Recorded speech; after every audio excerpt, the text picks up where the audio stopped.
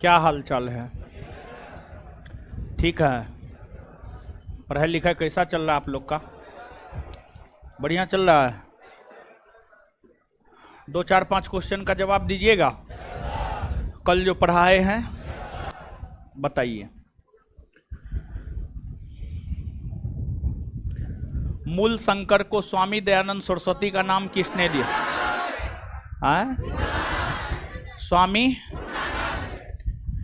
स्वामी विवेकानंद के बचपन का नाम क्या था?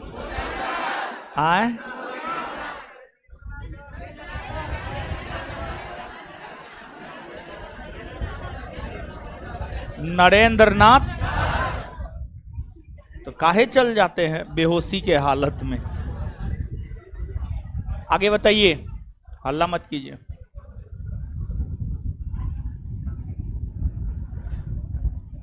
आगे बताइएगा। किसके जन्म दिवस को राष्ट्रीय युवा दिवस के रूप में मनाया?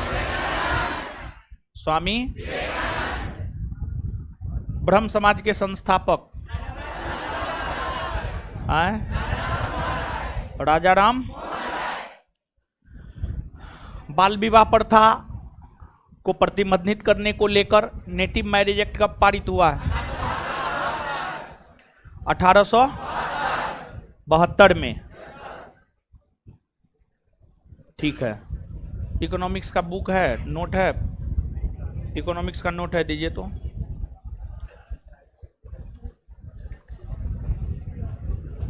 अरे बुक ना है जी, अरे नोट ना है, किसी के पास ना है। चलिए, विषय सूची लिखा हुआ है शुरू में, है कि ना है? अच्छा, ना है तो कोई बात ना, ना है तो क्या होगा।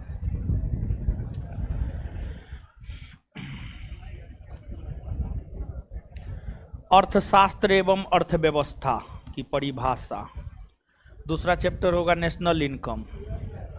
ठीक है, दूसरा चैप्टर नेशनल इनकम।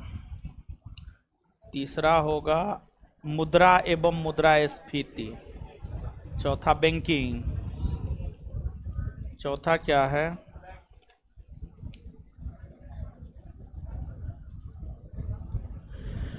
बैंकिंग एवं मौद्रिक नीति। पांचवा क्या है?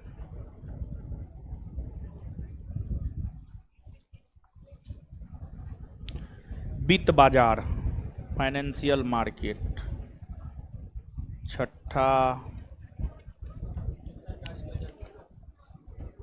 छठा क्या है? सरकारी बजट। सातवां है टैक्स स्ट्रक्चर, कर संरचना। आठवां गरीबी और बेरोजगारी। यहीं तक है गरीबी और बेरोजगारी ना? क्या गरीबी बेरोजगारी चल रहा है? इसमें सब कुछ हो गया है? इसमें कुछ भी ऐसा है जो नहीं हुआ है? सब होने गया है। मेन इकोनॉमिक्स तो हो ही गया है। अब देखिए इकोनॉमिक्स में होता क्या है, 8 गो चैप्टर है इसमें। गरीबी अलग देता है, बेरोजगारी अलग देता है, लेकिन बिट्टू सर जो है गरीबी बेरोजगारी दोनों एक ही में निपटा दिए हैं। ठीक ही है। जिसका नोट है उसको पहुंचाइए। किसका नोट था जी? मिला जी, आप ही का था? हाँ, अब सुनिए, एगो चैप्टर है पंचवर्षीय योजना। इकोनॉमिक्स में एक चैप्टर कौन है? पंचवर्षीय योजना। पंचवर्षीय योजना। फिर इकोनॉमिक्स में एक चैप्टर है आर्थिक संगठन। आर्थिक संगठन जैसे आईएमएफ, अंतर्राष्ट्रीय मुद्रा कोष, जैसे वर्ल्ड बैंक, ये सब आर्थिक संगठन है। तो आपको पंचवर्षीय योजना और आर्थिक संगठन, ये 2 चैप्टर हो गया। और फिर एक चैप्टर जनसंख्या भी होता है। जनसंख्या ऐसे ज्योग्राफी में पढ़ाया जाता है, लेकिन इकोनॉमिक्स का एक पार्ट जनसंख्या भी है, एक चैप्टर जनसंख्या भी है। और फिर एक इंडस्ट्री भी होता है, उद्योग भी होता है। तो उद्योग जो है ज्योग्राफी में आपको पढ़ाया जाएगा। तो इकोनॉमिक्स के जो 3-4 चैप्टर और है, पंचवर्षीय योजना, आर्थिक संगठन और फिर उद्योग, जनसंख्या, ये सब। तो उद्योग जनसंख्या तो हम आपको भारत के भूगोल में पढ़ाएंगे, लेकिन पंचवर्षीय योजना और आर्थिक संगठन जैसे चैप्टर हम आपको पढ़ा देंगे। ठीक है बिट्टू सर, अगर बोले हैं पंचवर्षीय योजना हम बाद में पढ़ाएंगे तो आप उनसे भी पढ़ लीजिएगा पंचवर्षीय योजना, समझ गए। और हम भी आपको पढ़ा देंगे। उनको बोलना न है कि सर बोले हैं पढ़ाएंगे, उनको नहीं बोलना है, हम भी पढ़ा देंगे, वो भी पढ़ा देंगे। क्या दिक्कत? कोई दिक्कत ना है, समझे। दोनों आदमी से पढ़ लीजिएगा। पंचवर्षीय योजना से लगभग हर परीक्षा में एक प्रश्न होने की संभावना होती है। पंचवर्षीय योजना ऐसे अब तो खत्म हो चुका है, लेकिन फिर भी पंचवर्षीय योजना से जो है प्रश्न आपको पूछा जाता अभी भी रहा है। अभी भी पंचवर्षीय योजना से जो है प्रश्न पूछ रहा है, समझे। तो ठीक है, इकोनॉमिक्स का तो मेन यही है, जो चैप्टर है आपके नोट में मेन वही है। ये सब तो डाटा वाला है, समझे। जितना चैप्टर का नाम हम आपको लिए हैं ना, इस सब में कंसेप्ट कम है और डाटा ज़्यादा है। कंसेप्ट है ही नहीं इस सब चैप्टर में, डाटा ही डाटा है। तो ठीक है, हम देख लिए हैं। आइए अब हम लोग इतिहास को आगे बढ़ाते हैं। और इतिहास में सामाजिक धार्मिक सुधार आंदोलन चल रहा है, और सामाजिक धार्मिक सुधार आंदोलन के अंतर्गत जो है हम लोग स्वामी विवेकानंद और रामकृष्ण मिशन के विषय में पढ़ रहे थे। स्वामी विवेकानंद और रामकृष्ण मिशन।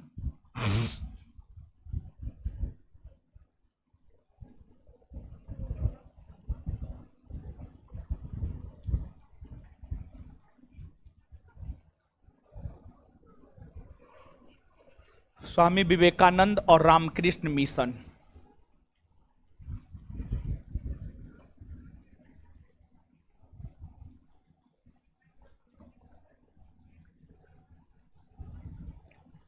स्वामी विवेकानंद और रामकृष्ण मिशन दीजिए थोड़ा सा, कहां तक बताए थे थोड़ा सा।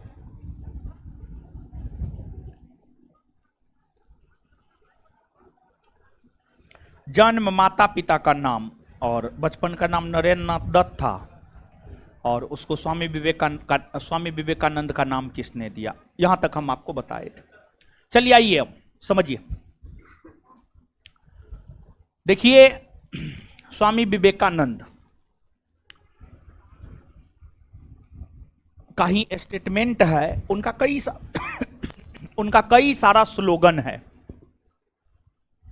उन्हीं का स्लोगन है, उठो जागो और तब तक मत रुको जब तक कि लक्ष्य की प्राप्ति नहीं हो जाती है, नहीं हो जाती है। ठीक है, उनके अनेकों स्लोगन है, कई सारे मोटिवेशनल है उनके स्लोगन। स्वामी विवेकानंद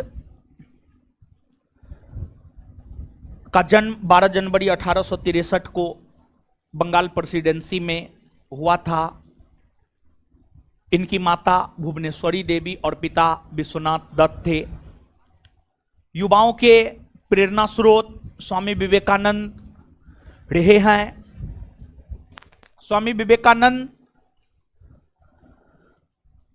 के जन्म दिवस को ही हम लोग राष्ट्रीय युवा दिवस के रूप में मनाते हैं, इनके बचपन का नाम नरेंद्र नाथ दत्त था। इन्हें स्वामी विवेकानंद की उपाधि राजस्थान के खेतरी महाराज अजीत सिंह के द्वारा दी गई थी। राजस्थान के खेतरी महाराज अजीत सिंह के द्वारा जो है इन्हें स्वामी विवेकानंद की उपाधि दी गई थी। और इन्हें स्वामी विवेकानंद की उपाधि तब दी गई थी जब ये प्रथम विश्व धर्म सम्मेलन में भाग लेने के लिए भारत से अमेरिका जा रहे थे। तो उसी दौरान नरेंद्र नाथ दत्त को स्वामी विवेकानंद का नाम प्रदान किया गया और नरेंद्र नाथ दत्त स्वामी विवेकानंद के नाम से ही प्रथम विश्व धर्म सम्मेलन में भाग लेने के लिए 1893 ईस्वी में अमेरिका के शिकागो शहर पहुंचे थे। इनकी विचारधारा पर इनके गुरु रामकृष्ण परमहंस, स्वामी विवेकानंद के जो गुरु थे, स्वामी विवेकानंद के गुरु थे रामकृष्ण परमहंस।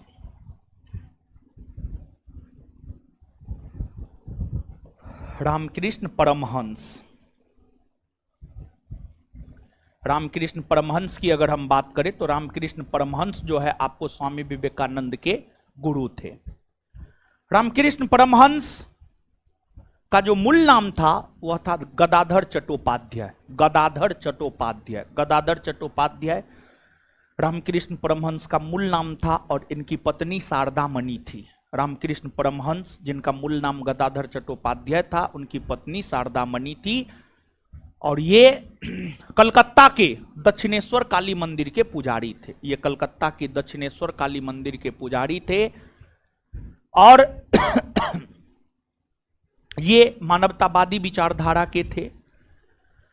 इसी विचारधारा का प्रभाव स्वामी विवेकानंद के ऊपर भी पड़ा और स्वामी विवेकानंद भी मानवतावादी विचारधारा के थे और मानव सेवा को ही सर्वोपरि सेवा मानते थे, मानव सेवा को ईश्वर की सेवा मानते थे। और स्वामी विवेकानंद जब प्रथम विश्व धर्म सम्मेलन में भाग लेने के लिए 1893 ईस्वी में अमेरिका के शिकागो शहर पहुंचे तो उनके खिलाफ षड्यंत्र हुआ और प्रयास तो यहां तक किया गया कि भारत को इस विश्व धर्म सम्मेलन में भाग लेने नहीं दिया जाए, क्योंकि भारत स्वतंत्र राष्ट्र नहीं है बल्कि भारत एक गुलाम राष्ट्र है। लेकिन फिर भी भारत प्रथम विश्व धर्म सम्मेलन जो 1893 में अमेरिका के शिकागो में हुआ था उसमें भारत भाग लिया और भारत की तरफ से स्वामी विवेकानंद प्रतिनिधित्व किए। स्वामी विवेकानंद जब प्रतिनिधित्व किए तो उन्होंने 11 सितंबर 1893 को अमेरिका के शिकागो में प्रथम विश्व धर्म सम्मेलन में जो भाषण दिया, उस भाषण से ही स्वामी विवेकानंद को लोकप्रियता मिली है। उस भाषण से ही स्वामी विवेकानंद को लोकप्रियता मिली है। उस भाषण से ही स्वामी विवेकानंद को जो लोकप्रियता मिली है, उस लोकप्रियता का कारण क्या था और भाषण में ऐसा क्या था कि एक भाषण मात्र से जो है स्वामी विवेकानंद लोकप्रिय हो गए। देखिए, एक तो पहली बात, उन्होंने अपने भाषण की शुरुआत अमेरिका के भाइयों एवं बहनों शब्द से किया। दूसरी बात, उन्होंने अपने भाषण में वसुदेव कुटुंबकम का परिचय दिया। मतलब पूरा विश्व एक परिवार है, इसका परिचय उन्होंने अपने भाषण में दिया। और अगर स्वामी विवेकानंद पूरे विश्व को एक परिवार मानते थे तो पूरे परिवार के कल्याण को लेकर अपने भाषण में उन्होंने बातें की। मतलब जैसे मान लिया जाए, जैसे कि हमारा ही परिवार है, तो हम तो यह चाहेंगे कि हमारा परिवार आगे बढ़े। आप ही का परिवार है तो आप निश्चित तौर पर चाहेंगे कि आपका परिवार आगे बढ़े।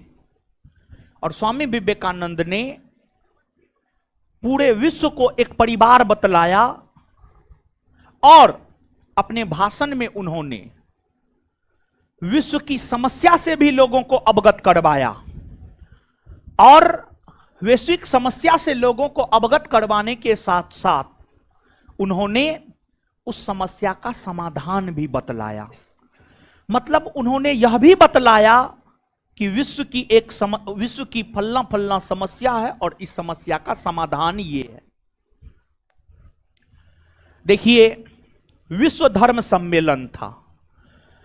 विश्व धर्म सम्मेलन था तो स्वाभाविक सी बात है, विश्व के सभी धर्मों के धर्मगुरु अलग अलग देशों से उस सम्मेलन में आए हुए थे। सभी धर्म के धर्मगुरु अपने अपने धर्म को सर्वोपरि बतला रहे थे। सभी धर्म के धर्मगुरु अपने अपने धर्म को सर्वोपरि बतला रहे थे। और वहीं स्वामी विवेकानंद अपने भाषण में मानव कल्याण की बात किए, मानव कल्याण की बात किए। और उन्होंने अपने भाषण में यह भी बतलाया कि ये जो हिंदू, मुस्लिम, सिख, ईसाई, बौद्ध, जैन, पारसी, ये जो धर्म है, इन धर्मों से भी ऊपर एक जो सबसे बड़ा धर्म है वह मानवता का धर्म है। इन धर्मों से भी ऊपर जो सबसे बड़ा धर्म है वह मानवता का धर्म है। और हम सभी को मानव कल्याण के लिए काम करना चाहिए। हम सभी को मानव कल्याण के लिए काम करना चाहिए। और स्वामी विवेकानंद बहुत ही ज्ञानी व्यक्ति थे। स्वामी विवेकानंद की अगर हम बात करें तो वो बहुत ही ज्ञानी व्यक्ति थे। तो था क्या, पूरा का पूरा विश्व अगर आप देखेंगे तो दो जगत में बटा हुआ है। यह है 0 डिग्री देशांतर रेखा, इसे दाहिना जाइएगा, पूर्वी, और इधर पश्चिमी। देशांतर पर नहीं जाना है आपको। पूरा विश्व दो धारा में बटा हुआ है,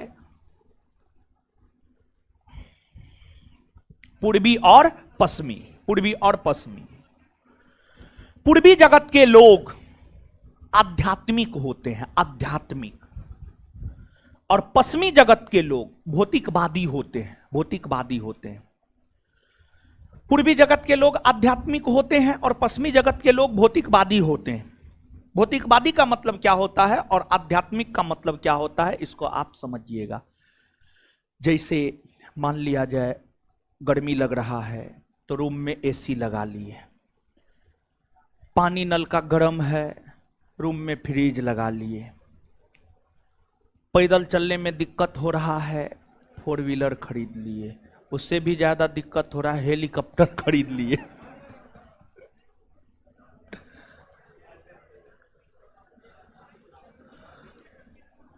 यही है भौतिकवादी, यही है भौतिकवादी।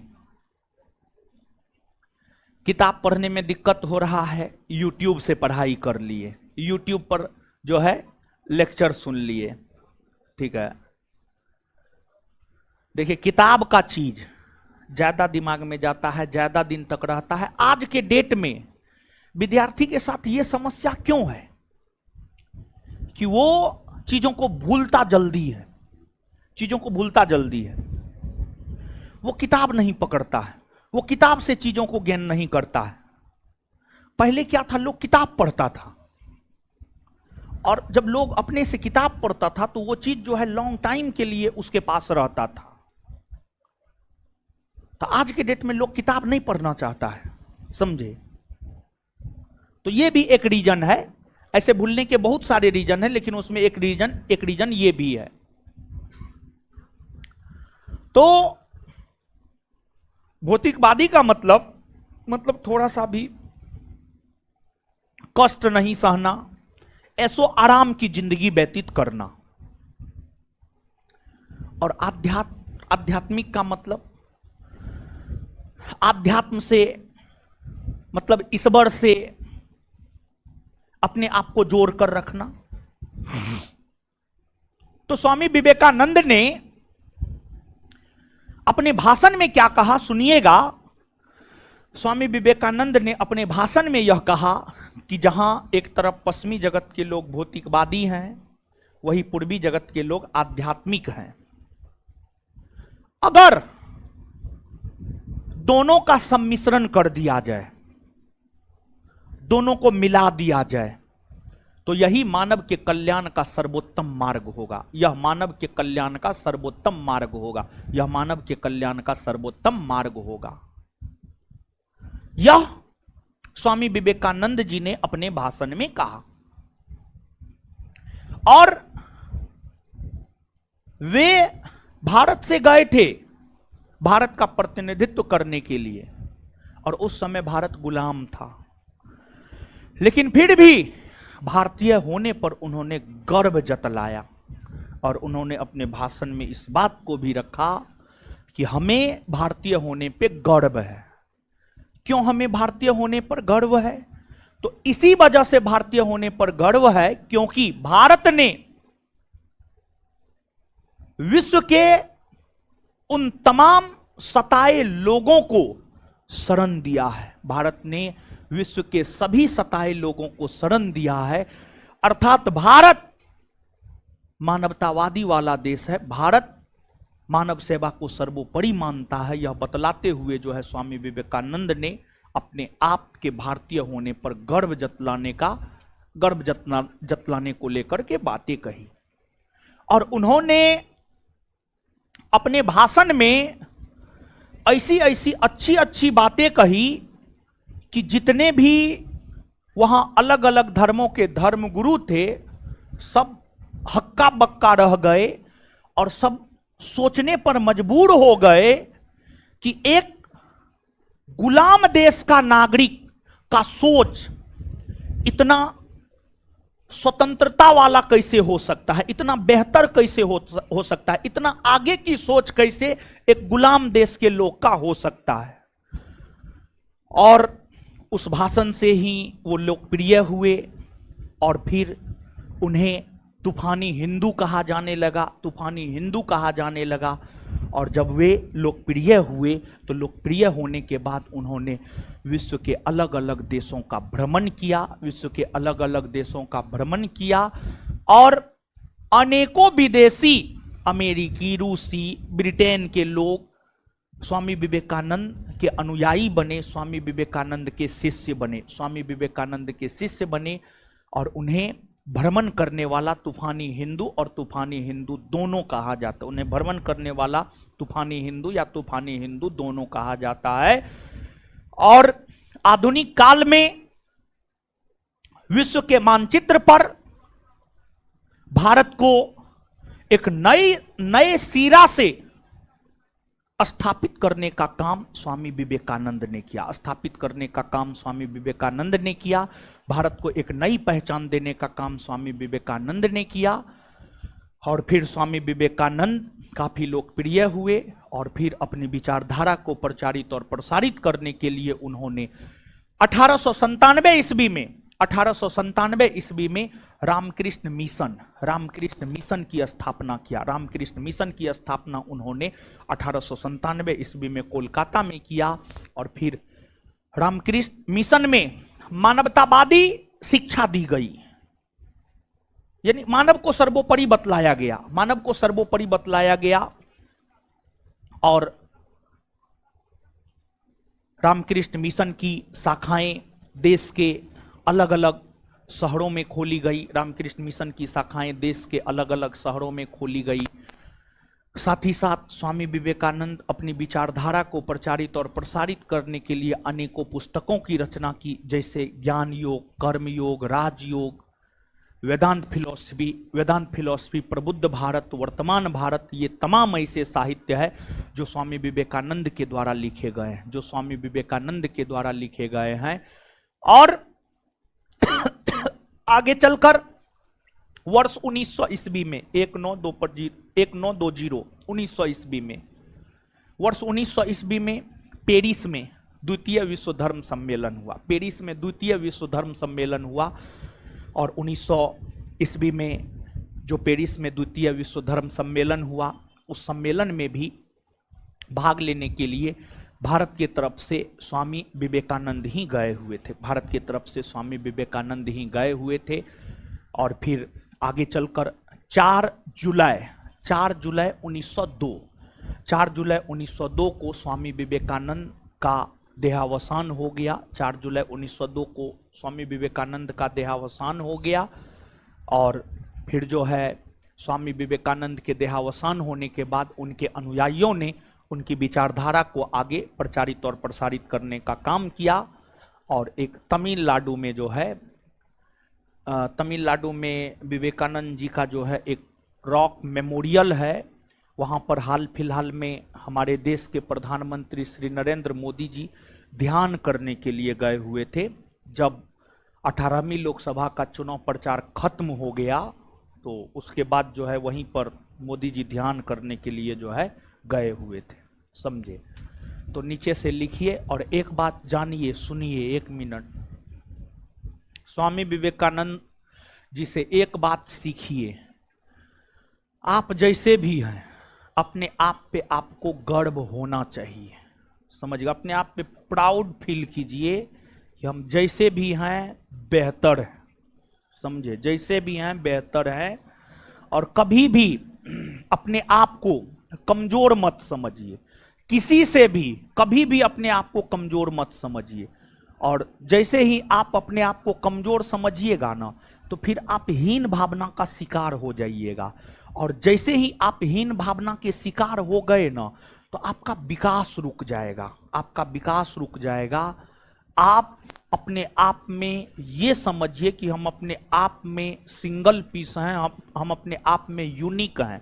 और एक बात जानिए, आप हर इंसान में कुछ ना कुछ गुण जरूर होता है, चाहे वो अच्छा गुण हो या खराब गुण हो, कुछ ना कुछ गुण ईश्वर आप में जरूर देते हैं।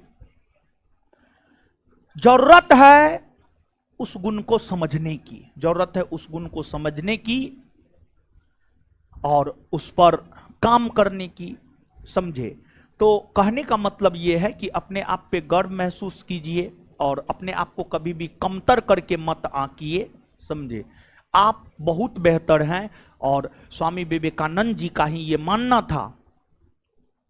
वे जब अलग अलग जगह जाकर भाषण दिया करते थे तो एक भाषण में उन्होंने ही कहा है, जो बात हम कभी कभी आपको कहते भी हैं, अगर आप नहीं सुने हैं अभी तक तो आप सुन लीजिए। उन्होंने ही यह बात भी कहा है कि इस संसार में कोई भी काम अगर कोई भी एक मानव कर रहा है तो उस काम को करने की कैपेसिटी हर मानव में है। मतलब एग्जाम हो रहा है, एग्जाम क्वालिफाई अगर कोई भी एक छात्र कर रहा है तो हर छात्र में एग्जाम क्वालिफाई करने की कैपेसिटी होती है। लेकिन जो छात्र अपनी कैपेसिटी को समझ नहीं पाता है वही एग्जाम फेल करता है, समझ गए। और सिर्फ सपना देख लेने मात्र से कुछ नहीं होता है, सपना देखकर उस पर काम करने से होता है, उस पर काम करने से होता है।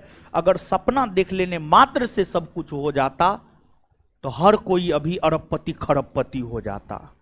तो सपना देख लेने मात्र से कुछ नहीं होता है, बल्कि उस सपना को साकार करने के लिए उसको लेकर काम करना होता है, तब जाकर के आपके सपना जो है साकार होते हैं।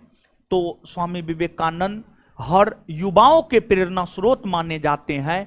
तो स्वामी विवेकानंद ही यह बात कहे हैं कि कोई भी एक काम को अगर इस संसार का कोई भी एक व्यक्ति कर रहा है तो हर व्यक्ति में वो कैपेसिटी है कि वह उस काम को कर सकता है। तो आप भी परीक्षा निकाल सकते हैं, इस बात को अपने दिमाग में बैठा लीजिए। कभी भी ऐसा मत सोचिए कि हमसे नहीं हो सकता है, हम नहीं कर सकते हैं। हमेशा यह सोचिए कि हमसे हो सकता है, हम कर सकते हैं। और हमसे हो सकता है, और हम इसलिए कर सकते हैं क्योंकि हमारे जैसे लोग ही इस काम को कर रहा है। और जब हमारे जैसे लोग ही इस काम को कर रहा है तो हम क्यों नहीं कर सकते, हम भी कर सकते हैं। समझे? अब नीचे से लिखना प्रारंभ कीजिए।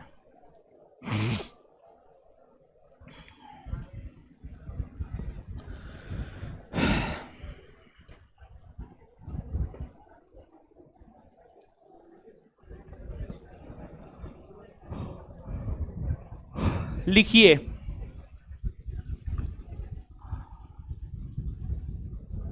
लिखिए, स्वामी विवेकानंद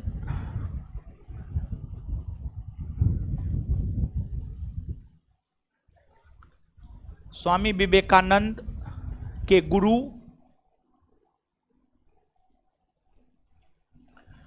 स्वामी विवेकानंद के गुरु रामकृष्ण परमहंस थे।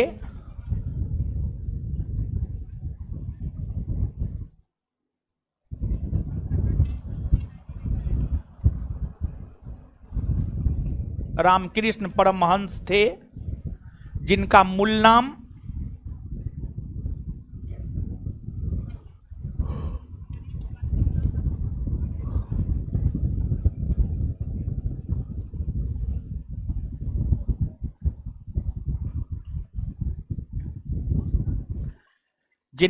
नाम गदाधर चट्टोपाध्याय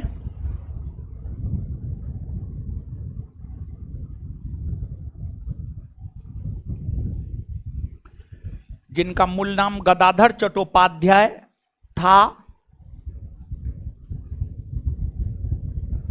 ये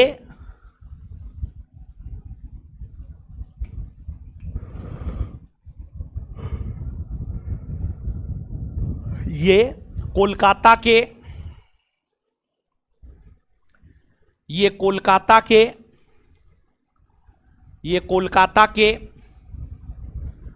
दक्षिणेश्वर काली मंदिर, ये कोलकाता के दक्षिणेश्वर काली मंदिर के पुजारी थे।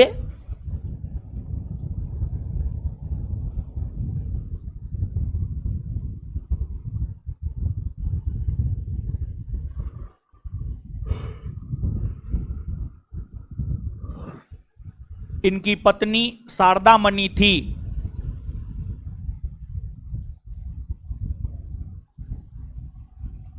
इनकी पत्नी शारदा मणि थी।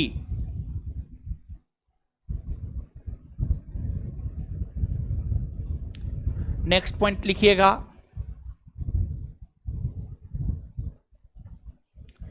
रामकृष्ण परमहंस से प्रभावित होकर ही स्वामी विवेकानंद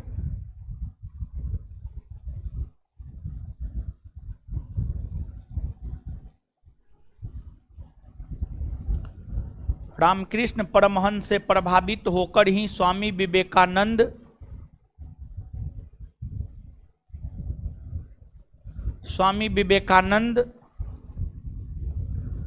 मानवतावादी विचारधारा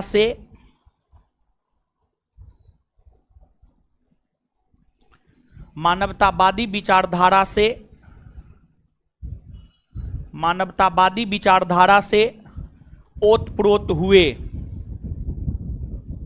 मतलब प्रभावित हुए। मानवतावादी विचारधारा से ओतप्रोत हुए। मानवतावादी विचारधारा से ओतप्रोत हुए। मानवतावादी विचारधारा से ओतप्रोत हुए और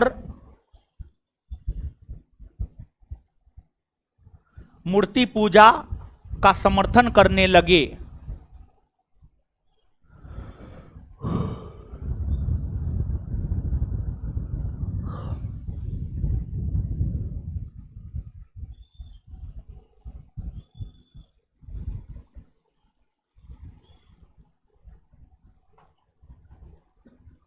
फुल स्टॉप। उसी में वैसी विचारधारा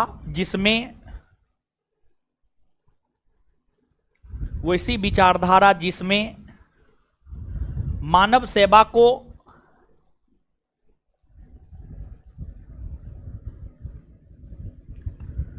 वैसी विचारधारा जिसमें मानव सेवा को ईश्वर सेवा,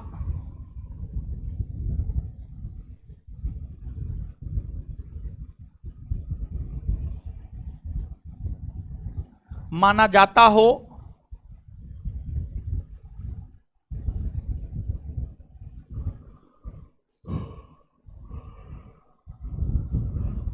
और मानव ही सर्वोपरि हो,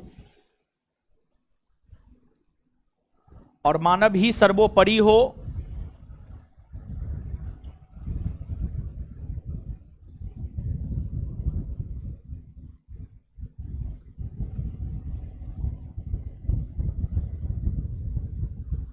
मानवतावादी विचारधारा कहा जाता है।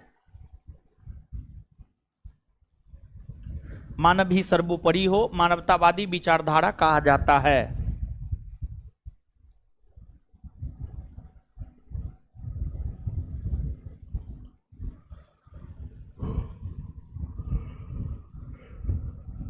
नेक्स्ट पॉइंट, प्रथम विश्व धर्म सम्मेलन। नेक्स्ट पॉइंट,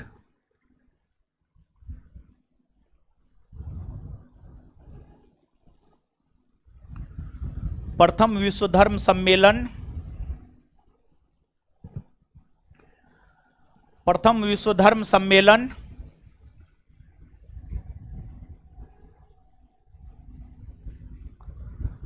प्रथम विश्व धर्म सम्मेलन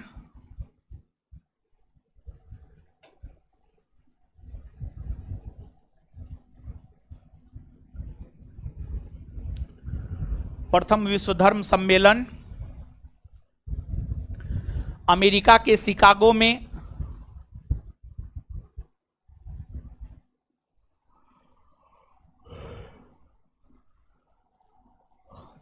अमेरिका के शिकागो में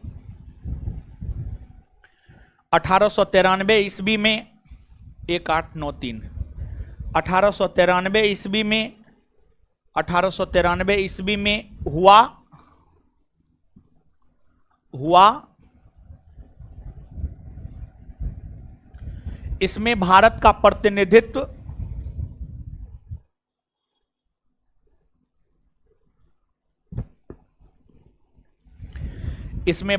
प्रतिनिधित्व स्वामी विवेकानंद ने किया।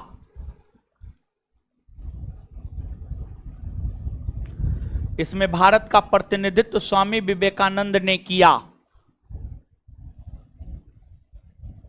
स्वामी विवेकानंद ने किया। Full stop. इस सम्मेलन में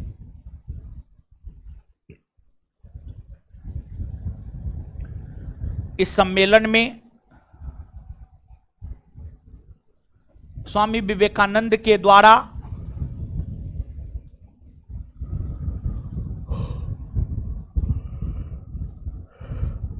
इस सम्मेलन में स्वामी विवेकानंद के द्वारा जो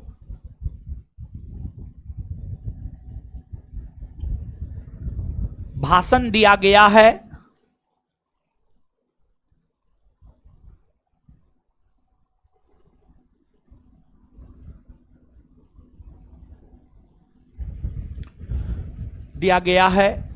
उसी भाषण से वे लोकप्रिय हुए हैं। उसी भाषण से वे लोकप्रिय हुए हैं।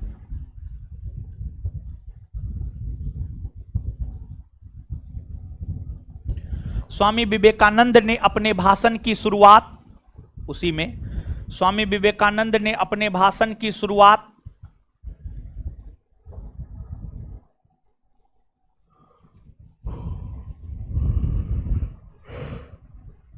स्वामी विवेकानंद ने अपने भाषण की शुरुआत अमेरिका के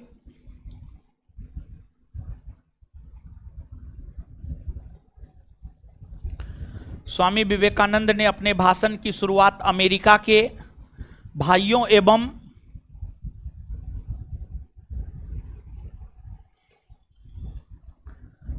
एवं बहनों शब्द से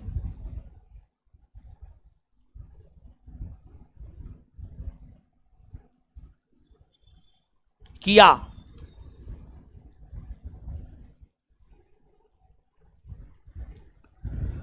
उन्होंने अपने भाषण में यह कहा कि उन्होंने अपने भाषण में यह कहा कि उन्होंने अपने भाषण में यह कहा कि अगर उन्होंने अपने भाषण में यह कहा कि अगर पश्चिम के भौतिकवाद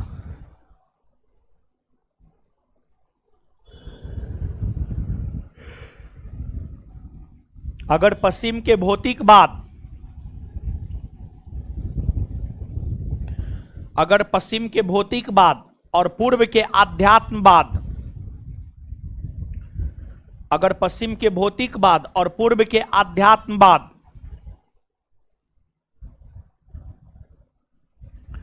और पूर्व के आध्यात्मवाद को आपस में मिला दिया जाए आपस में मिला दिया जाए आपस में मिला दिया जाए तो आपस में मिला दिया जाए तो यही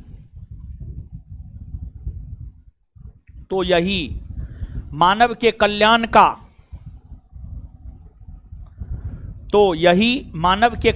का सर्वोत्तम मार्ग होगा। तो यही मानव के कल्याण का सर्वोत्तम मार्ग होगा। तो यही मानव के कल्याण का सर्वोत्तम मार्ग होगा। तो यही मानव के कल्याण का सर्वोत्तम मार्ग होगा। देखिए, सुनिए, सब धर्म गुरु अपने अपने धर्म को बढ़ा चढ़ा कर दिखा रहा था और ये मानव कल्याण की बात कर रहे थे कि मानव का कल्याण कैसे हो। यही तो है मानवतावादी विचारधारा, और क्या है, समझे। नीचे से लिखिए,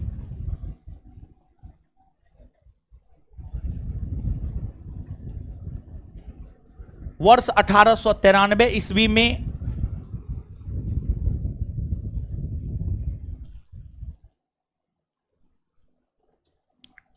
नेक्स्ट पॉइंट लिखिएगा।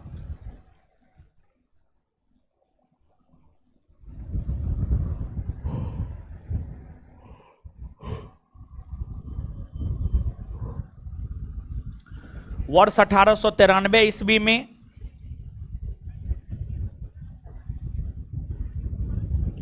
वर्ष 1893 ईस्वी में भारत को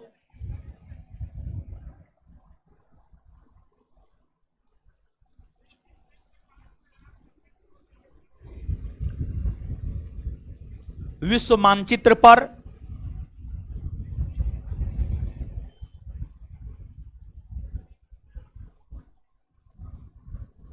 स्थापित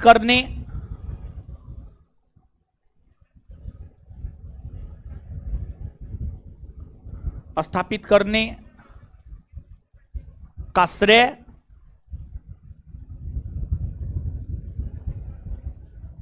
स्वामी विवेकानंद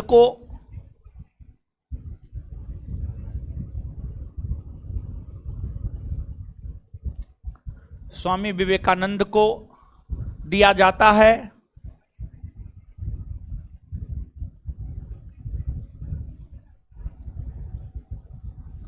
उन्हें भ्रमण करने वाला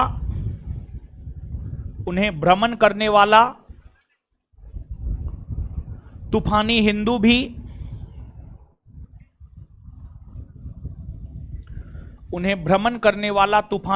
भी कहा जाता है। उन्हें भ्रमण करने वाला तूफानी हिंदू भी कहा जाता है। उन्हें भ्रमण करने वाला तूफानी हिंदू भी कहा जाता है। नेक्स्ट पॉइंट, स्वामी विवेकानंद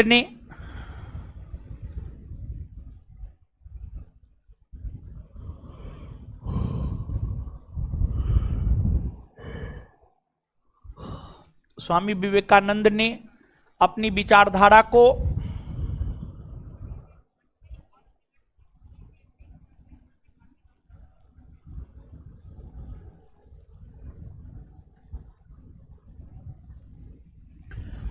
स्वामी विवेकानंद ने अपनी विचारधारा को प्रचारित और प्रसारित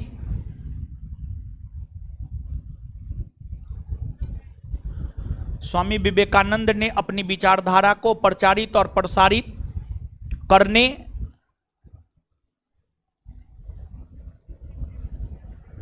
के उद्देश्य से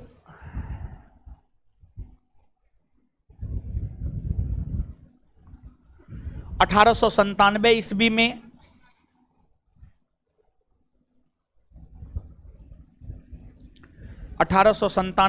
में कोलकाता में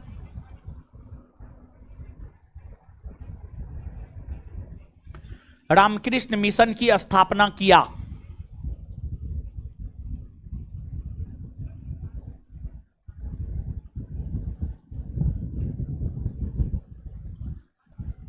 रामकृष्ण मिशन की स्थापना किया। नेक्स्ट पॉइंट, स्वामी विवेकानंद ने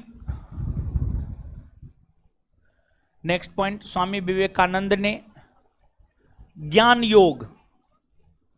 योग कौमा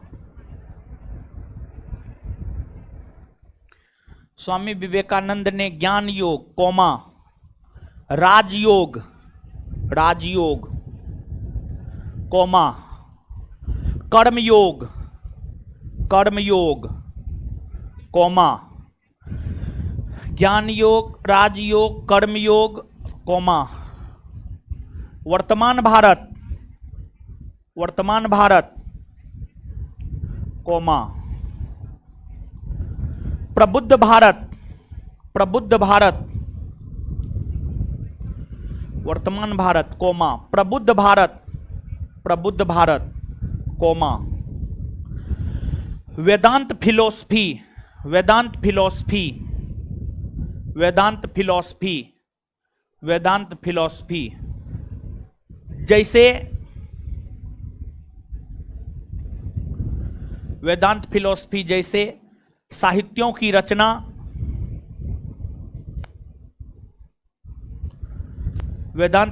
जैसे साहित्यों की रचना की है।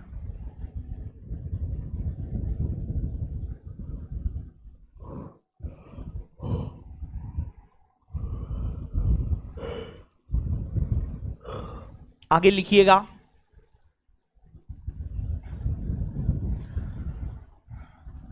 वर्ष 1900 ईस्वी में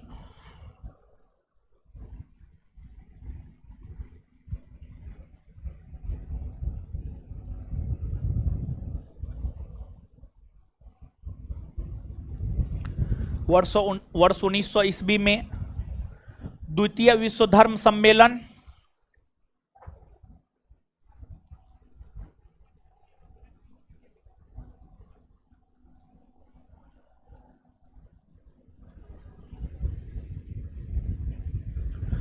वर्ष 1900 ईस्वी में द्वितीय विश्व धर्म सम्मेलन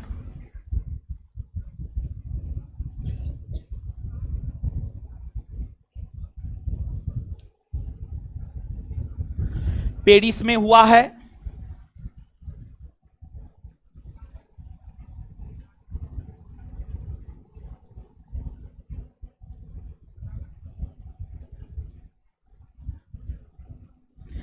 इसमें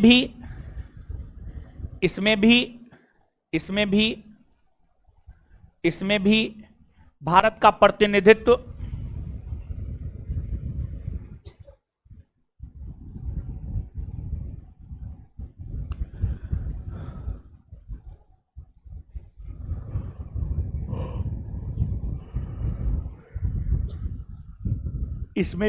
का प्रतिनिधित्व स्वामी विवेकानंद ने ही किया है।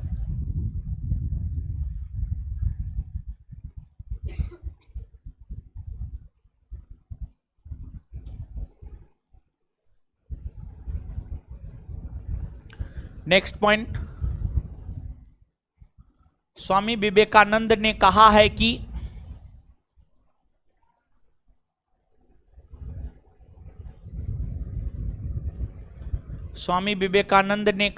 कि आज हिंदू धर्म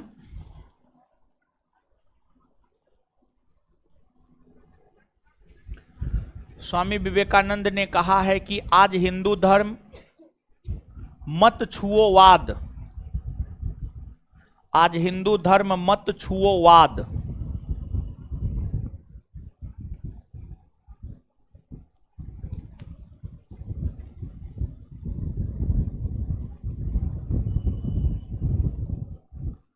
आज हिंदू धर्म मत छुओवाद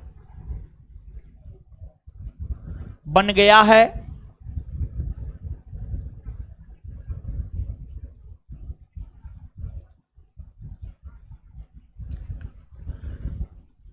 हमारे भगवान खाना बनाने के बर्तनों और रसोई घर में है।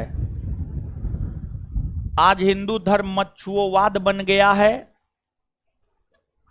हमारे भगवान खाना बनाने के बर्तनों और रसोई घर में है। हमारे भगवान खाना बनाने के बर्तनों और रसोई घर में है।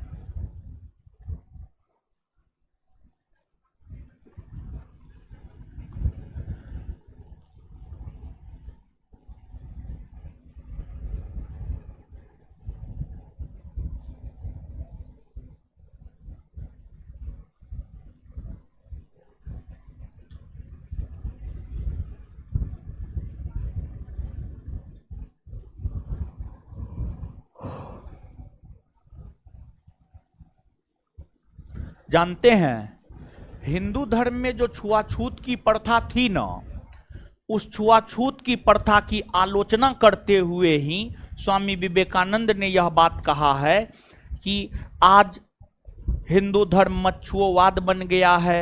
हमारे भगवान खाना बनाने के बर्तनों में है और रसोई घर में है। देखिए होता क्या है, हिंदू धर्म में आप देखेंगे छुआछूत का प्रचलन है। खैर अब तो खत्म हो गया है, लेकिन पहले था। पहले था, कैसे था? तो देखिए हिंदू में उच्च जाति के हिंदू है और निम्न जाति के हिंदू है। जो निम्न जाति के हिंदू है या जो दलित है उसको मंदिर में प्रवेश नहीं दिया जाता था। जो दलित है उसको मंदिर में प्रवेश नहीं दिया जाता था।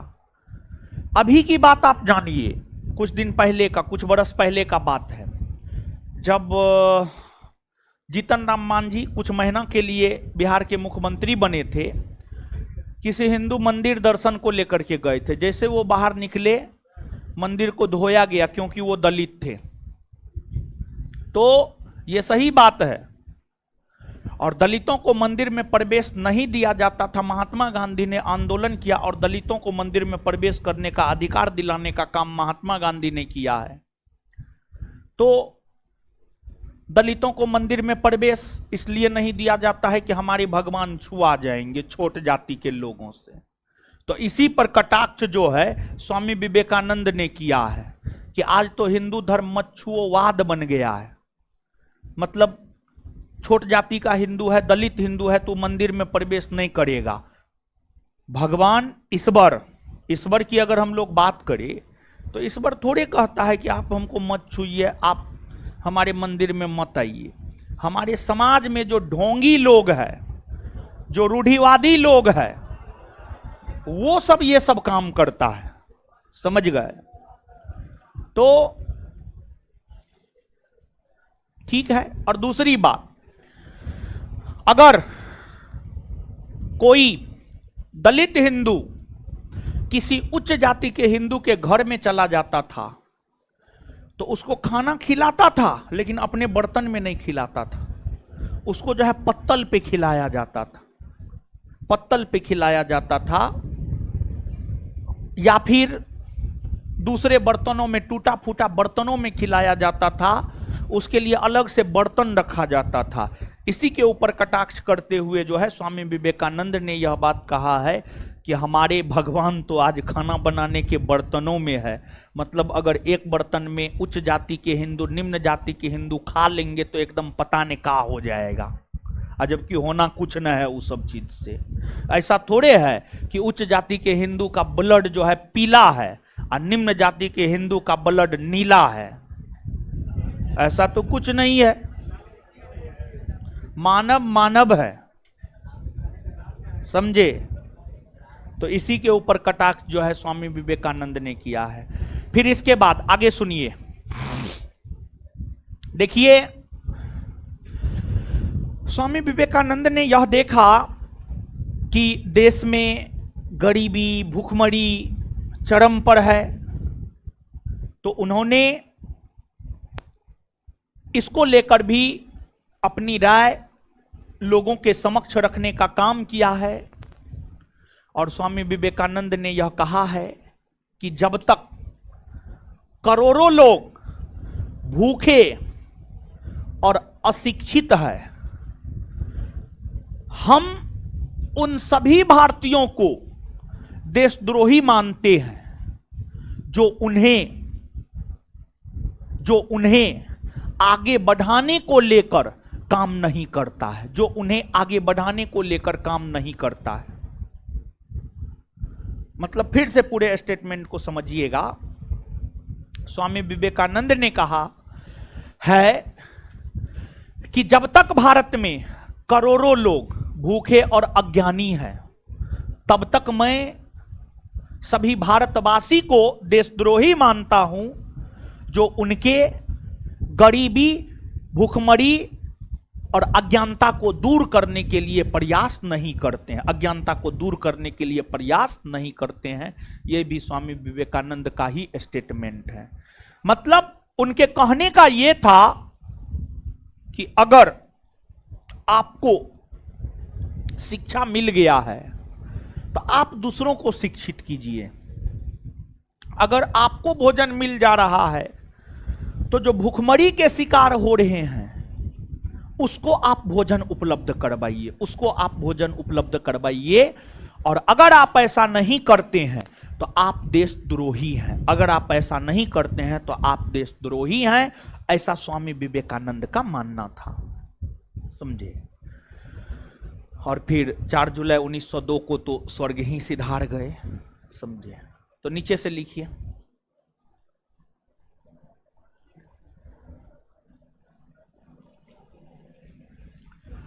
स्वामी विवेकानंद का कहना था कि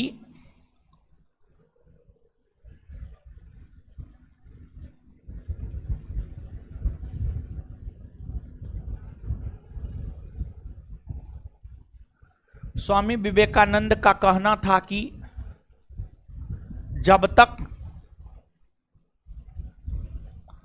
स्वामी विवेकानंद का कहना था कि जब तक करोड़ों भारतीय जब तक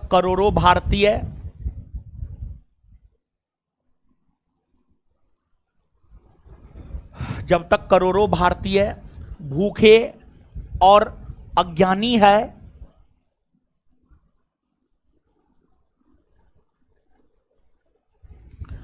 भूखे और अज्ञानी है, तब तक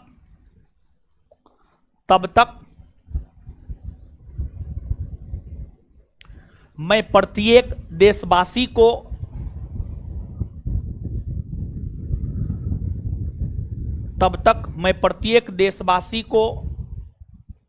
देशद्रोही मानता हूं,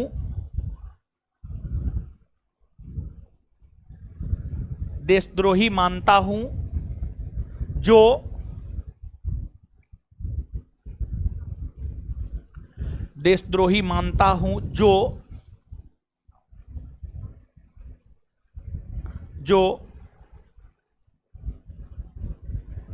उनको आगे बढ़ाने में मदद नहीं करता है।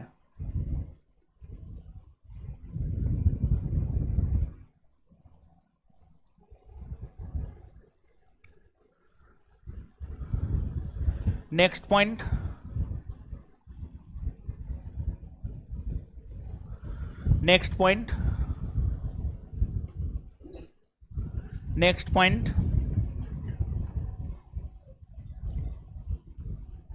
स्वामी विवेकानंद का निधन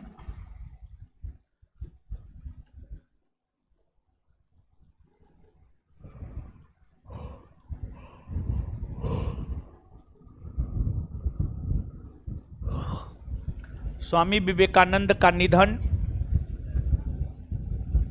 4 जुलाई 4 जुलाई 1902 ईस्वी को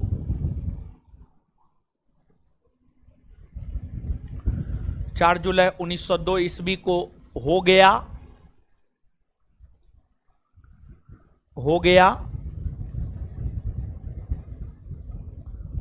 नेक्स्ट पॉइंट, विवेकानंद का रॉक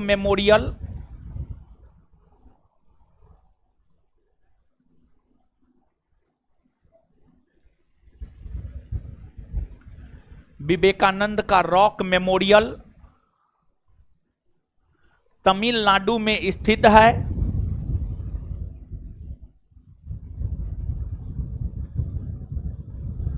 तमिलनाडु में स्थित है, जहां देश के प्रधानमंत्री नरेंद्र मोदी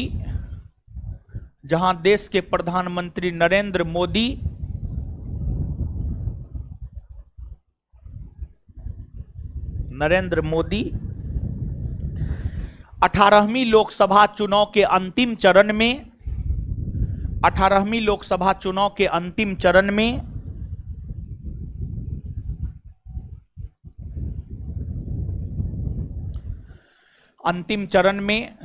ध्यान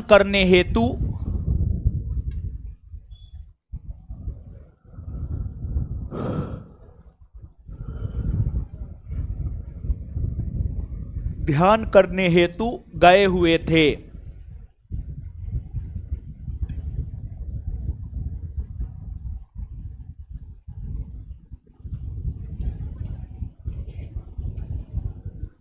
चलिए आगे हेडिंग मारिए, ईश्वर चंद विद्यासागर।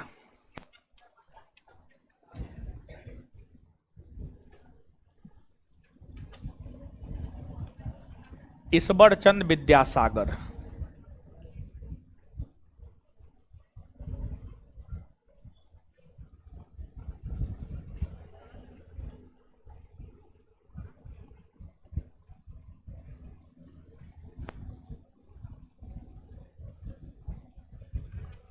ईश्वर चंद विद्यासागर आइए, ईश्वर चंद विद्यासागर आइए। देखिए ईश्वर चंद विद्यासागर समझिएगा। देखिए ईश्वर चंद विद्यासागर भी बंगाल प्रेसिडेंसी से बिलोंग करते हैं। बंगाल प्रेसिडेंसी से बिलोंग करते हैं। इनका जन्म संभवतः 1820 ईस्वी में हुआ था और इन्होंने विशेष तौर पर महिलाओं को उनका हक और अधिकार दिलाने को लेकर आवाज बुलंद किया था। विशेष तौर पर हिंदू धर्म की विधवा महिलाओं को उनका हक और अधिकार ईश्वर चंद विद्यासागर ने ही दिलाया है। देखिए हिंदू धर्म में सिर्फ एक विवाह मान्य है। हिंदू धर्म में सिर्फ एक विवाह मान्य है। महिला हो या पुरुष, आपको सिर्फ एक विवाह करने का अधिकार है। इस्लाम धर्म में 7 विवाह तक आप कर सकते हैं, 7 विवाह तक आप कर सकते हैं, लेकिन हिंदू धर्म में सिर्फ एक विवाह करने का अधिकार आपको है। समझिए अब आप। तो देखिए होता क्या था, पहले होता क्या था, बाल विवाह होता था। बाल विवाह होता था मतलब छोटे उम्र में विवाह हो जाता था। छोटे उम्र में विवाह होने के कारण लोगों का मृत्यु भी जल्दी हो जाता था। लोगों का मृत्यु भी जल्दी हो जाता था और पुरुषों की तुलना में महिलाओं में सहन करने की क्षमता ज्यादा होता है। पुरुषों की तुलना में महिलाओं का हमको लगता है रोग प्रतिरोधक क्षमता ज्यादा होता है। समझे, ज्यादा होता है। अब बायोलॉजी वाली सर बताएंगे कि क्या सही है क्या गलत है। लेकिन है हल्ला काय कर है, ऐसे काय करते हैं? देखिए होता क्या था, हिंदू धर्म में सिर्फ एक विवाह करने का अधिकार होता था। तो हिंदू धर्म की महिलाएं अगर उनके पति का निधन हो जाता था तो महिलाएं विधवा हो जाती थी। और जो हमारा समाज है, हमारा समाज विधवा महिला को एक्सेप्ट नहीं करता है। विधवा महिला को ना उनके घर वाले एक्सेप्ट करते थे, ना उनके ससुराल वाले एक्सेप्ट करते थे, जिस वजह से विधवा महिलाओं का स्थिति काफी दयनीय हो जाता था। तो हमारे समाज में विधवा महिलाओं की दयनीय स्थिति को देखते हुए ईश्वर चंद्र विद्यासागर के मन में यह विचार आया कि क्यों न विधवा महिलाओं को दोबारा फिर से विवाह करने का अधिकार दे दिया जाए, दोबारा फिर से विवाह करने का अधिकार दे दिया जाए, ताकि विधवा महिलाएं अपना घर परिवार फिर से बसा ले। विधवा महिलाओं को पुनः विवाह करने का अधिकार दिलाने हेतु ही ईश्वर चंद्र विद्यासागर ने आंदोलन चलाया, लोगों में जागरूकता फैलाया। उनके इस कदम से लॉर्ड कैनिंग सहमत थे, लॉर्ड कैनिंग सहमत थे। और फिर लॉर्ड कैनिंग के प्रयास से ही ईश्वर चंद्र विद्यासागर ने 1856 ईस्वी में हिंदू धर्म की विधवा महिलाओं को पुनः विवाह करने का अधिकार दिलाने हेतु हिंदू विधवा पुनर्विवाह अधिनियम पारित करवाया। और इस अधिनियम के तहत हिंदू धर्म की विधवा महिलाओं को दोबारा विवाह करने का अधिकार मिला। और जब हिंदू धर्म की विधवा महिलाओं को दोबारा विवाह करने का अधिकार मिल भी गया तो कोई पुरुष विधवा महिला से विवाह करना ही नहीं चाहता था। तो विधवा महिला से लोग विवाह करे, इसको लेकर ईश्वर चंद्र विद्यासागर ने अपने पुत्र का विवाह विधवा महिला के साथ करवाया। मतलब समाज में एक नया छाप छोड़ने का काम ईश्वर चंद्र विद्यासागर ने किया, समाज में एक उदाहरण प्रस्तुत करने का काम ईश्वर चंद्र विद्यासागर ने किया। और जब ईश्वर चंद्र विद्यासागर जैसे बड़े समाज सुधारक अपने पुत्र का विवाह विधवा महिला के साथ करवाया तो फिर लोग विधवा महिला से विवाह करने को लेकर प्रेरित हुए। और फिर धीरे धीरे जो है लोग विधवा महिला से भी विवाह करना शुरू कर दिया। ईश्वर चंद्र विद्यासागर नारी शिक्षा के समर्थक थे, नारी शिक्षा के मतलब महिला शिक्षा के समर्थक थे। ईश्वर चंद्र विद्यासागर बाल विवाह प्रथा को समाप्त करने के पक्षधर थे, यानी उनका भी यह मानना था कि जो बाल विवाह प्रथा है, जो छोटे उम्र में 5 बरस 7 बरस 8 बरस की उम्र में विवाह हो जाता है, इसको खत्म कर देना चाहिए। इसको लेकर भी आवाज बुलंद करने का काम ईश्वर चंद्र विद्यासागर ने किया था। तो नीचे से लिखिए,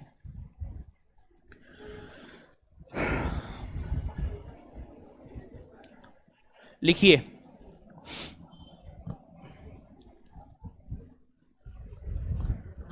ईश्वर चंद्र विद्यासागर डैश दे करके लिखिएगा। ये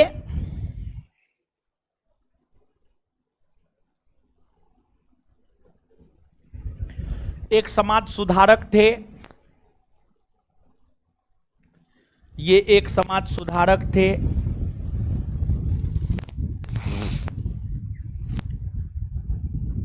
इनका संबंध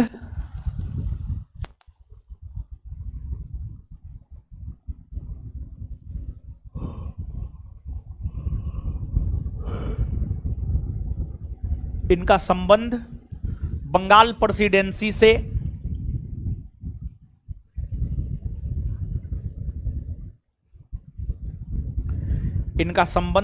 प्रेसिडेंसी से रहा है।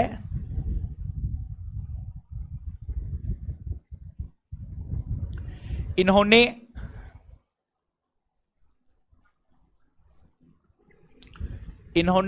हिंदू धर्म की विधवा महिला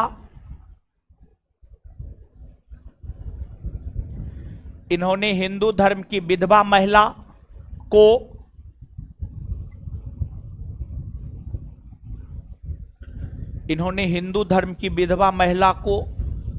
दोबारा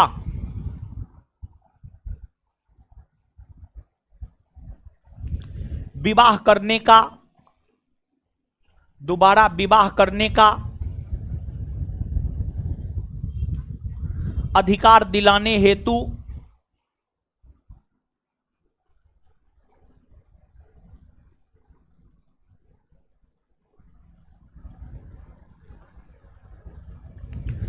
दोबारा विवाह करने का अधिकार दिलाने हेतु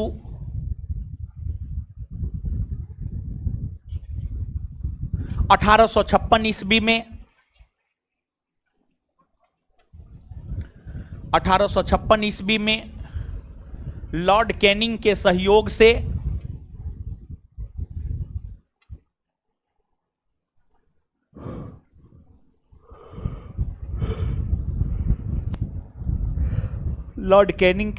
से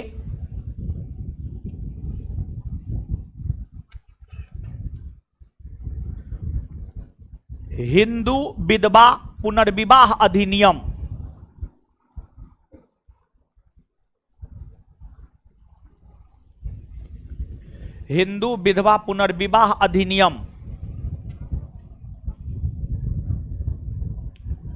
पारित करवाया।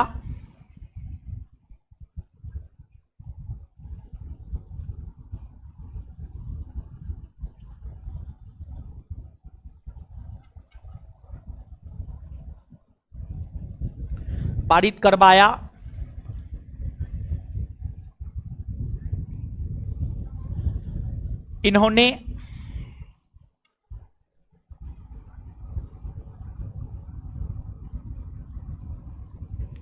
अपने पुत्र का विवाह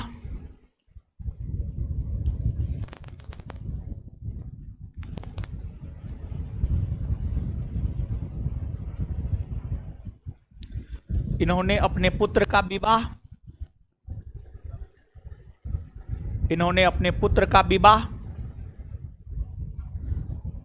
विधवा महिला से करवाकर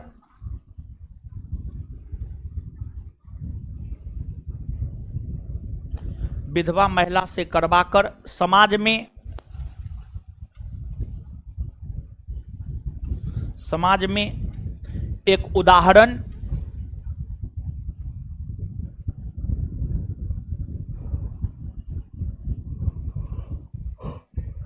में एक उदाहरण छोड़ने का काम किया।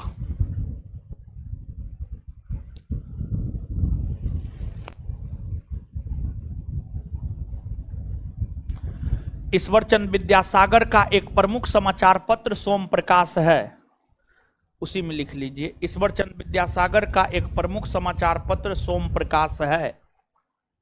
ईश्वरचंद विद्यासागर का एक प्रमुख समाचार पत्र सोम प्रकाश है।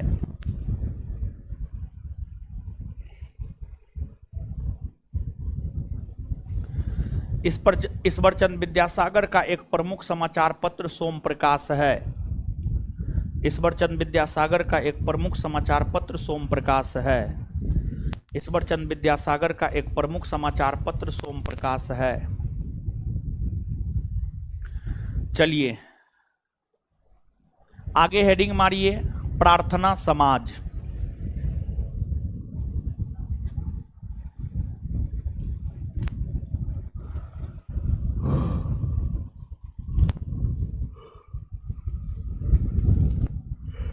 प्रार्थना समाज। चलिए आइए देखिए, ध्यान दीजिएगा। ब्रह्म समाज का नाम सुने हैं आप लोग? नहीं सुने हैं? सुने हैं ना? ब्रह्म समाज कहां स्थापित हुआ है? बंगाल प्रेसिडेंसी में। कहां पर? बंगाल प्रेसिडेंसी में।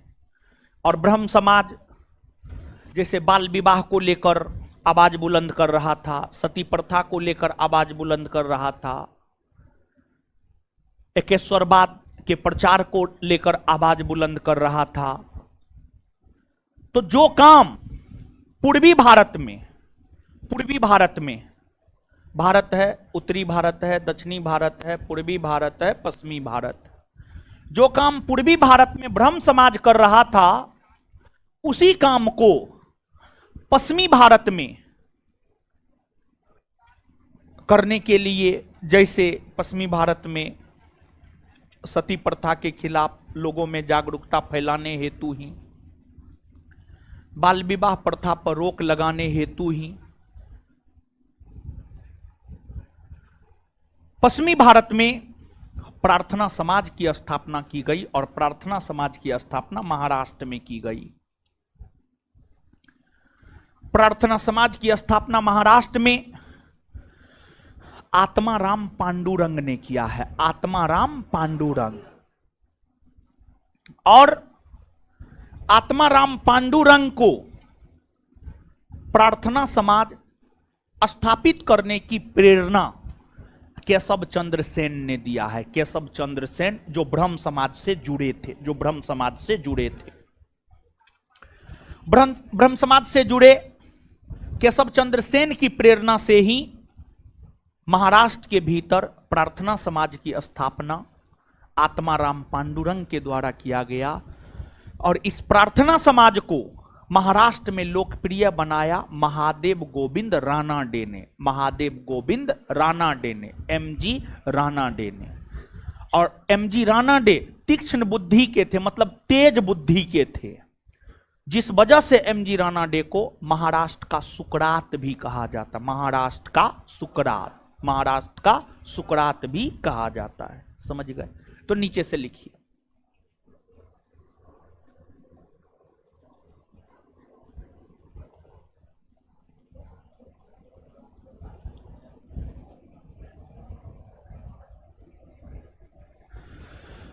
नीचे से लिखिएगा प्रार्थना समाज। इसकी स्थापना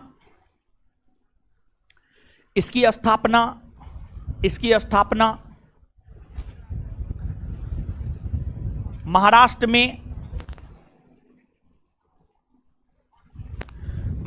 में 1867 ईस्वी में 1867 1867 ईस्वी में 1867 ईस्वी में 1867 ईस्वी में आत्माराम पांडुरंग ने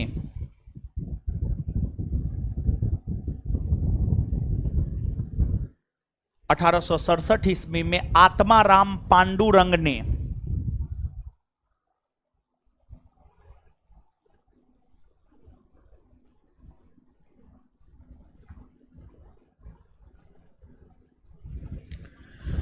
पांडुरंग ने केशव चंद्र सेन की प्रेरणा से किया।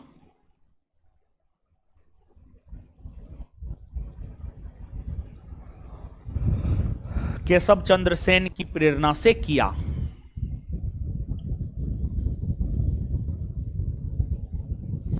इस संगठन को महाराष्ट्र के क्षेत्र में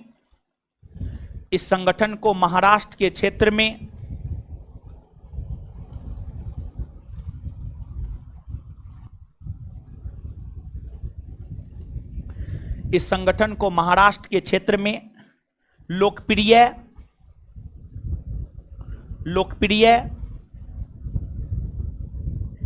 महादेव गोविंद रानाडे ने बनाया। लोकप्रिय महादेव गोविंद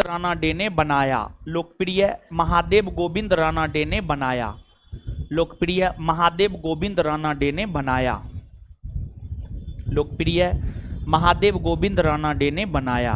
महादेव गोविंद रानाडे ने बनाया।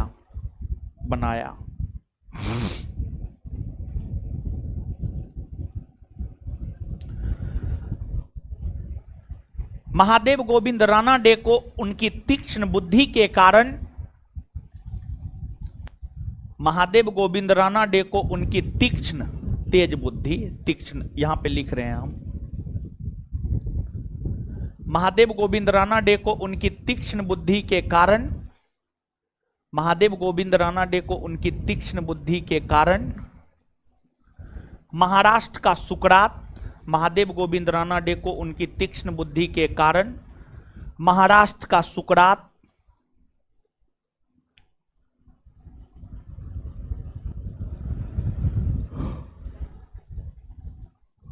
भी कहा जाता है। महाराष्ट्र का सुकरात भी कहा जाता है। चलिए गुरुजी लोग जितना समझाए हैं लिखाए हैं पढ़िए तो जल्दी।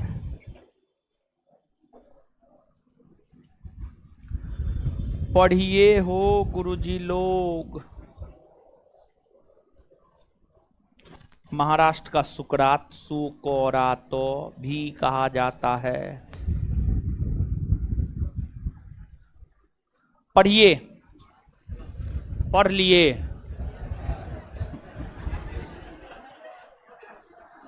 पढ़िए जल्दी। नहीं हो पढ़ते हैं तो बोलते हैं यस सर। दालों में हाँ, भातों में हाँ ना।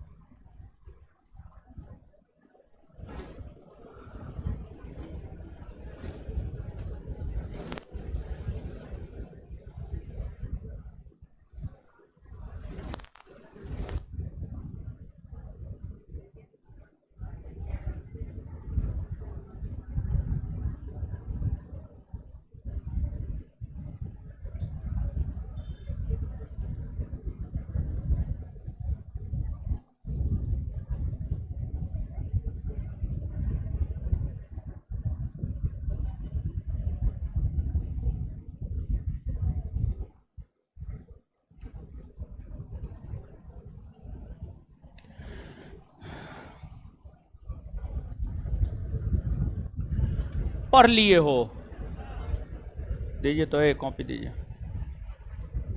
आइए तो याद करते हैं हीरो सब। आइए बताइए, स्वामी विवेकानंद के गुरु कौन थे? रामकृष्ण। स्वामी विवेकानंद के गुरु कौन थे? रामकृष्ण परमहंस का मूल नाम क्या था? रामकृष्ण परमहंस का मूल नाम क्या था? रामकृष्ण परमहंस की पत्नी कौन थी? पत्नी कौन थी? और किससे प्रभावित होकर स्वामी विवेकानंद मानवतावादी विचारधारा के हुए? आए? स्वामी विवेकानंद मूर्ति पूजा के समर्थक थे या विरोधी? समर्थक ना। प्रथम विश्व धर्म सम्मेलन कहां हुआ है? अमेरिका के शिकागो। प्रथम विश्व धर्म सम्मेलन कहां हुआ है? कब हुआ है? इसमें भारत का प्रतिनिधित्व किसने किया है? और किसने यह कहा है कि अगर पश्चिम के भौतिकवाद और पूर्व के आध्यात्मवाद को आपस में मिला दिया जाए तो यही मानव के कल्याण का सर्वोत्तम मार्ग होगा? किसने कहा है? स्वामी विवेकानंद। तूफानी हिंदू किसे कहा जाता है? तूफानी हिंदू। रामकृष्ण मिशन की स्थापना कब हुई है? कब हुई है? कहां हुई है? कहां हुई है? किसने किया है? ज्ञान योग, राजयोग, कर्म योग, वर्तमान भारत, प्रबुद्ध भारत, वेदांत फिलॉसफी किसकी रचना है? आए? ज्ञान योग, कर्म योग, राजयोग, प्रबुद्ध भारत, वेदांत फिलॉसफी किसकी रचना है? द्वितीय विश्व धर्म सम्मेलन 1900 ईस्वी में कहां हुआ है? इसमें भारत का प्रतिनिधित्व किसने किया? किसने यह कहा है आज हिंदू धर्म मत छुओवाद बन गया है? स्वामी विवेकानंद का निधन कब हुआ है? 4 जुलाई 1900। विवेकानंद का रॉक मेमोरियल कहां है? हिंदू विधवा पुनर्विवाह अधिनियम कब पारित हुआ है? कब पारित हुआ है? 1800। किस भारतीय समाज सुधारक ने पारित करवाया? किस अंग्रेज वायसराय ने पारित किया? प्रार्थना समाज की स्थापना कब हुई है? कब हुई है? कहां हुई है? कहां हुई है? प्रार्थना समाज के संस्थापक कौन है? आत्माराम। प्रार्थना समाज की स्थापना आत्माराम पांडुरंग ने किसकी प्रेरणा से किया? किसकी प्रेरणा से? प्रार्थना समाज को लोकप्रिय किसने बनाया? महादेव गोविंद। महाराष्ट्र का सुकरात किसे कहा जाता है? महाराष्ट्र का सुकरात किसे कहा जाता है? चलिए, धन्यवाद सभी लोगों का। इससे आगे हम लोग अगले क्लास में मिलेंगे। पहले हमको निकलने दीजिए, तब आप लोग निकलिएगा।